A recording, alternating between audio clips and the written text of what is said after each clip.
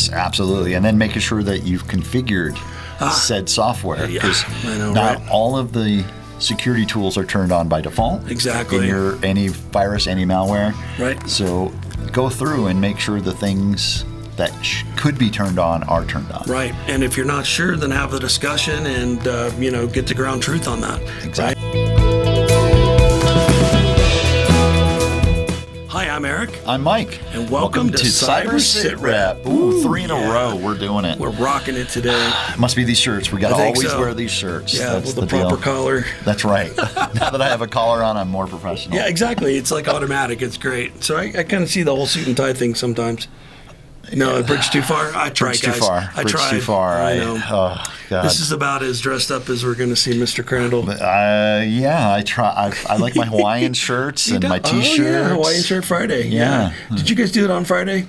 We did casual Friday, but most of us wore our Hawaiians just to be as casual as possible. Us too, right? And we'd always go out in a group, a herd, go out to lunch off base, and you could tell we were all contractors. Really stupid in retrospect, right? From an OPSEC perspective, you could tell we were all contractors and we all worked together because we're all wearing goofy Hawaiian shirts. There was a great period of time when I was in the military in Europe where they wouldn't let me and my coworker ride together because they thought that was their their network knowledge could be killed in one car wreck. That's impressive. I was going to go a totally opposite way, saying too much chaos was caused. That would have been too. Kind of like what's going on with us, right? Yeah, so it was a little of both. Wow. Their concern was, well, those two run the network. If they die, literally single point of failure. That's right.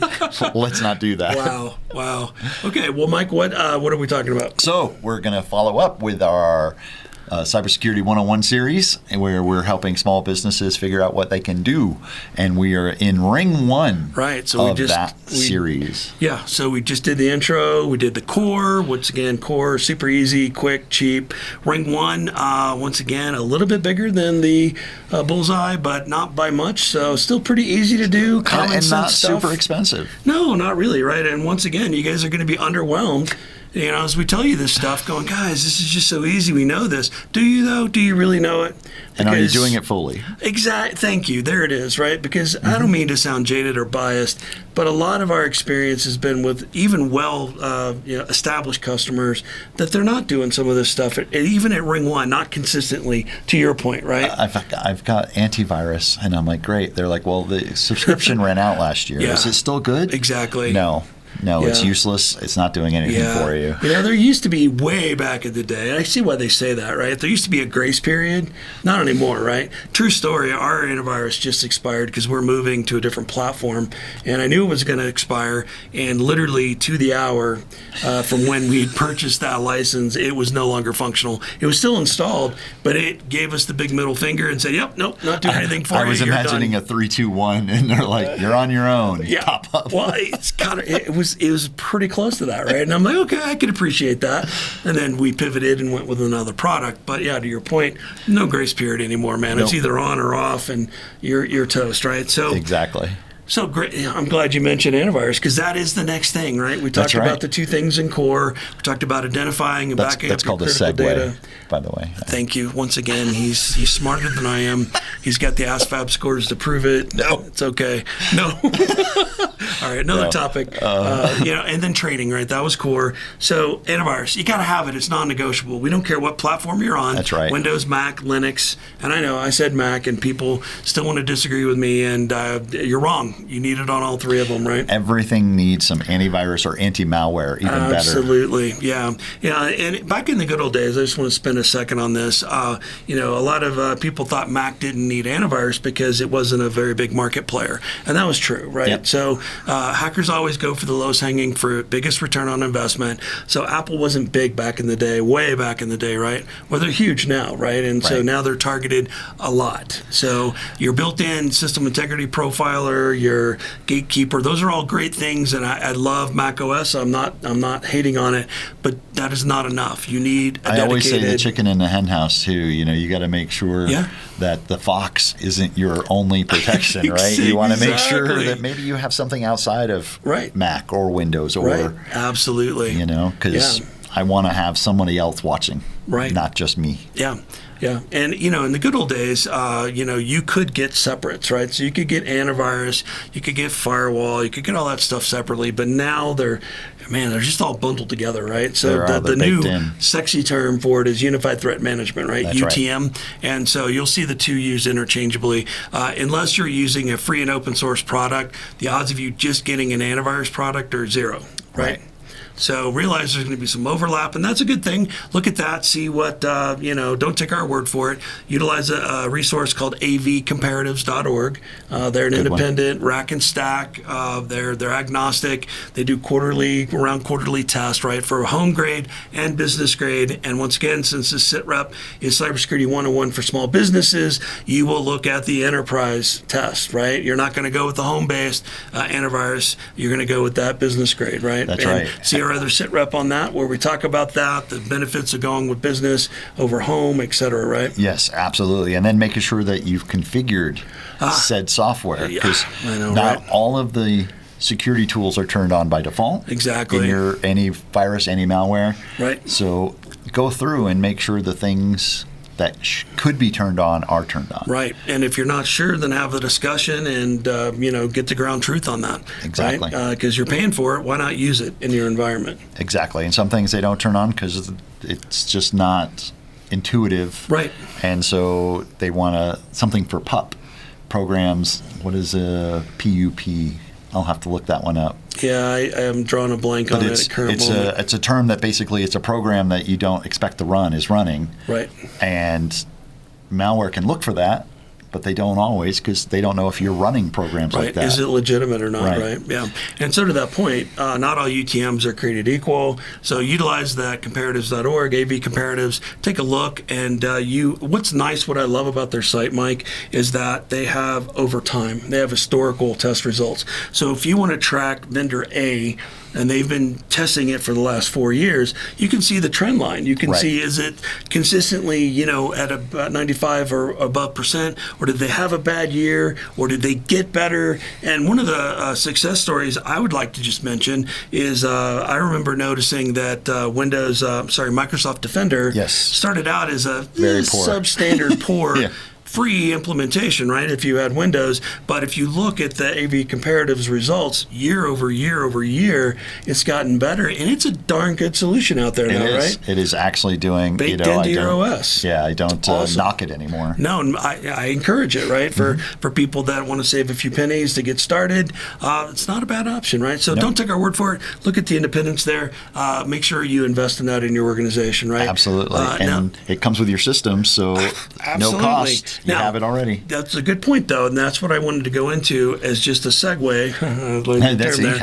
Is that if you're a multi-operating system environment, so meaning if you're heterogeneous and you've got Mac OS, say like the C-level officer, they always like to use Macs, right? And then the rank and file have to use Windows systems, right? Whatever you pick, make sure that it'll run on both platforms. That's right. I don't recommend going with two separate products, because the more products you have, the harder it is to manage, the less visibility you have, et cetera, et cetera. So once again, look at comparatives.org, see one that works great, that is multi-platform, that'll get you there, and Bob's your uncle. You'll be good to go, right? Exactly. Easy peasy, no problems there. All right, so next one. Malwarebytes, or I'm saying your anti-malware is loaded. So the next step is making sure your local firewall is turned on. But Mike, come on. In today's day and age, firewalls are enabled by default, right? Not always. Not always. Again, just like the software, the anti-malware software, are you looking for, all the tabs turned on? Right. Same thing with your firewall. Now, Microsoft firewalls,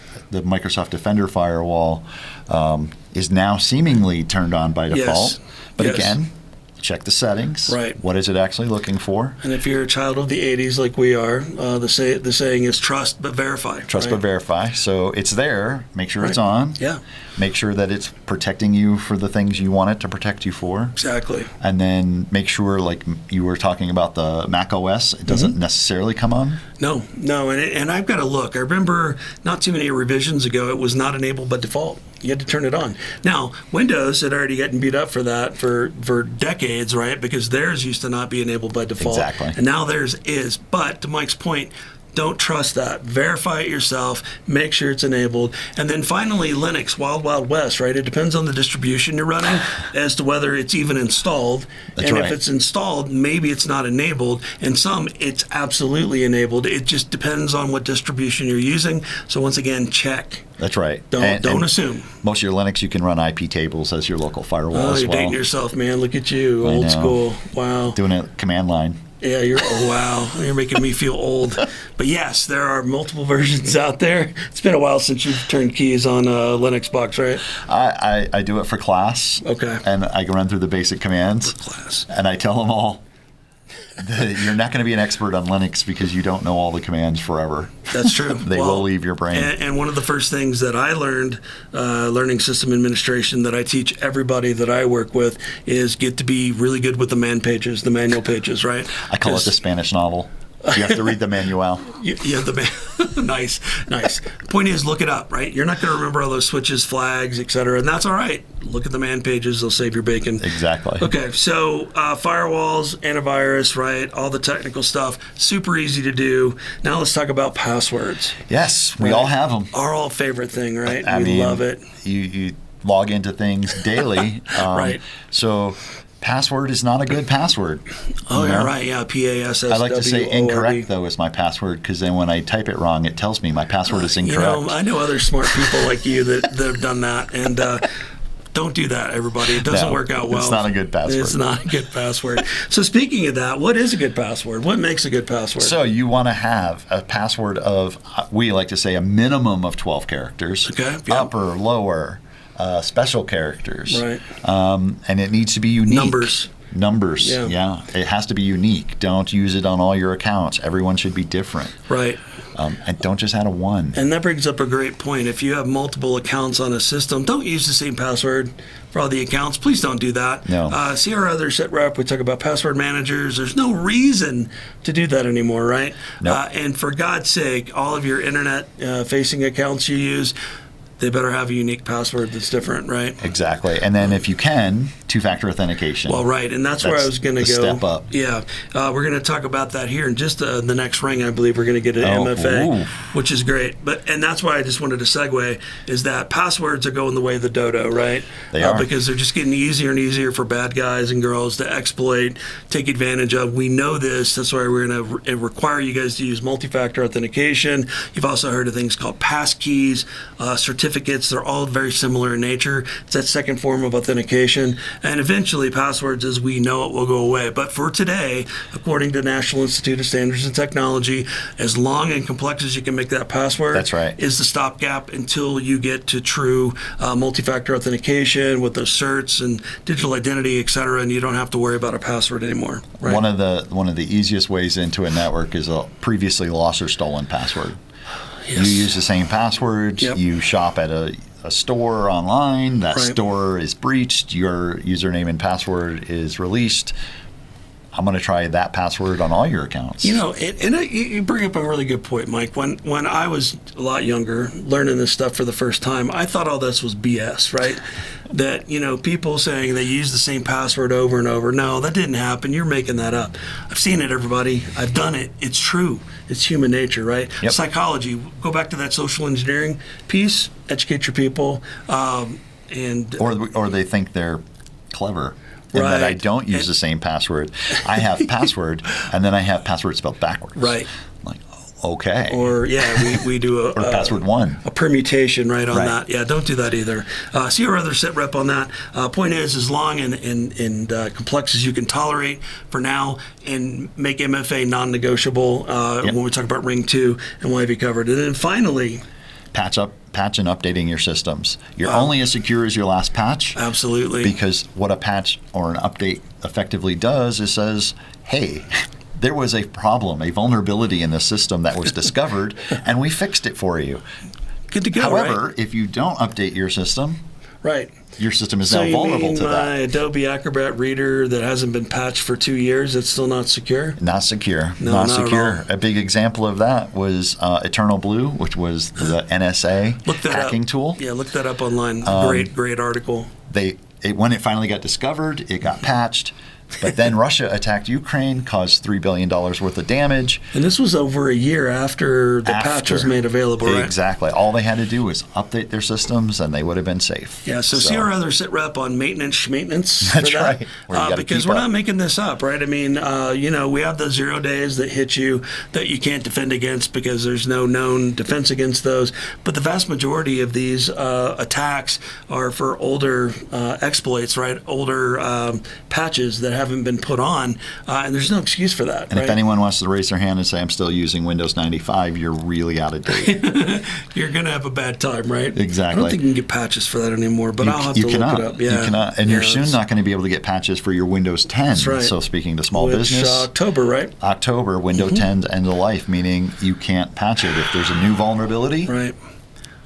You're just vulnerable. Well, and not just picking on Microsoft, but Apple's the same way. They only support so many previous revs of their operating system before they refuse to patch it. So, it's one thing if you're a home user, well, it should be non-negotiable no matter what. But especially as a business, you've got to make sure you're on an up-to-date, modern operating system that's well patched. Now, one thing I would like to close out on there is, you could turn on auto-update and walk away. That's not going to be sufficient, right? So in our maintenance, we talk about doing that full inventory of your software and your hardware, taking account of that, and then especially for things like printers, routers, network switches, everything needs to be updated. Look up the vendor site and see if there's a patch available for it or a firmware update for it, right? With all the CPU exploits that have come out in the last few years, BIOS updates are rampant, right? Yes. For hardware, for computer systems, laptop or desktop or server. Chrome has about a patch a week. Well, right, and so does Adobe, right? Exactly. Acrobat, because it's the largest used PDF tool out there, and they're targeted as such, right? So it's at least one a week. Yep. So you've got to be checking everything. All right. So just to recap, Mike, we deploy antivirus or unified threat management. Yep. We enable our system firewalls, configure those, right? If you have the skill set to do that, use long, complex passwords for all of your accounts that are unique, right? Yep. And see our password manager for that. And then patch and update our system components, everything that's in scope, right? Absolutely. And again, this is Ring 1. So from what I heard, there's not a lot of expense out here. You can buy different things, but a lot of this comes standard with what you have already. Yeah. So just take taking advantage. the time to look at it, right? Exactly. Okay.